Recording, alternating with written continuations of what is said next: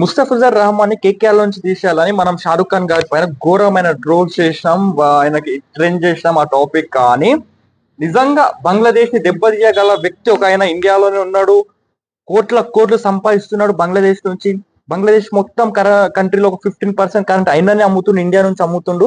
అయినా గనక ఆయనకి మనం ఇట్లా ట్రోల్ చేసి ట్రెండ్ చేసి ఉంటే, ఆయన కూడా ఇట్లా బెదిరించుంటే ఈరోజు బంగ్లాదేశ్ ఇట్లా అడుక్కుంటూ వస్తుండే అని మనకు తెలుసా? మిస్టర్ అదాని బంగ్లాదేశ్ కి కరెంట్ అమ్ముతూ ఉంటాడు.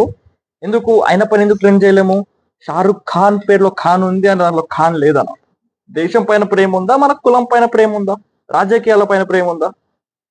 మనకు దేశం గురించి నాలెడ్జ్ ఉండదు, కులం గురించి నాలెడ్జ్ ఉండదు, మతం గురించి నాలెడ్జ్ ఉండదు, రాజకీయాల గురించి నాలెడ్జ్ ఉండదు, ఏం నాలెడ్జ్ ఉండదు. వాట్సాప్ లో ఏదో ఒకటి పంపించి తీసుకుంటూ వస్తుంటాం. అదే ఈ రోజు అదాని పైన మనం ట్రెండ్ చేసి అదానికి ఫోర్స్ చేసి బంగ్లాదేశ్ కి కరెంట్ ఆపేటట్టు చేసి ఉంటే వాళ్ళు బిచ్చం అడుకొని వస్తుండే. మన హిందువులు కూడా సేఫ్ ఉంటుండే ఈరోజు బంగ్లాదేశ్ లో.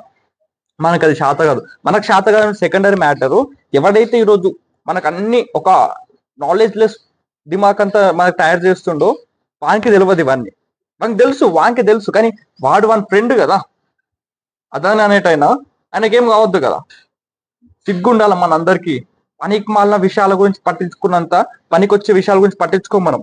ముస్తఫిజర్ రహమాన్ ఆడితే ఆడకపోతే బంగ్లాదేశ్ ఊడేదేం లేదు, ఇండియా కూడేదేం లేదు. అదే కరెంట్ బంద్ చేస్తే బంగ్లాదేశ్ ఇట్లా కుక్క లెక్క ఇండియా కూడా వచ్చి ఇచ్చేస్తుంది. కానీ మనకు శాతగడి తర్వాత మనకు తెలియదు. ఫస్ట్ ఆఫ్ ఆల్ మనకు చెప్పాడు ఎవరు చెప్తే ఇప్పుడు కింద కామెంట్ లో పెడతారు, వీడు ఉగ్రవాది, వీడు క్రిస్టియన్, వీడు గొర్రె. అంటే బేసిక్ గా వీళ్ళకి ఆపోజిట్ గా మాట్లాడితే నేను హిందూని కాదు, నన్ను హిందూ వీడెవడ హోలగడ హిందూస్ లెక్క నన్ను కన్సిడర్ చేయాల్సిందేంది? హిందూ ధర్మాల గురించి, హిందూ పురాణాల గురించి పర్ఫెక్ట్ గా తెలిసినోని వాడెవడో నాకు సర్టిఫికేట్ ఇవ్వాల్సిన అవసరం లేదు.